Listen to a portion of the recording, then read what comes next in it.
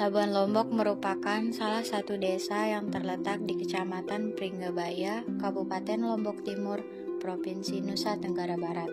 Labuan Lombok juga merupakan salah satu desa yang sangat menarik karena mempunyai perpaduan antara sungai, pantai, bukit yang menjadikan desa Labuan Lombok sangat indah. Labuan Lombok juga mempunyai beragam mayoritas penduduk. Selain itu, Labuan Lombok juga merupakan salah satu transportasi jalur perdagangan dan bongkar mual material bahan bangun. Terlepas dari itu semua, Labuan Lombok juga memiliki sejarah tersendiri yang dimana sebagai berikut.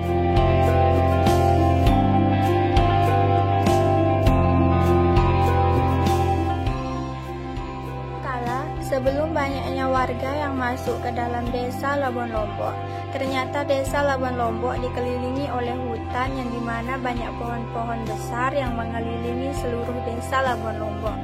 Dan dimana desa ini belum terbentuk dan tidak banyak penghuninya. Namun seiring berjalannya waktu, banyak suku-suku dari luar yang mulai masuk ke dalam desa Labuan Lombok.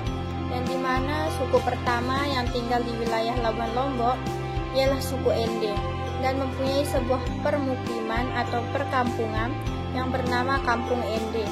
Bertempat di Kampung Bajo, desa Labuan Lombok. Pada tahun 1400, orang Bugis datang ke Labuan Lombok.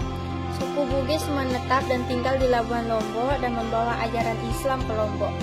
Semakin perkembangan zaman, terbentuklah desa Labuan Lombok pada tahun 1955. Mulai dari sinilah, desa Labuan Lombok membentuk suatu struktur desa yang isinya kepala desa dan staf-staf yang lain untuk memajukan desa Labuan Lombok, yang dimana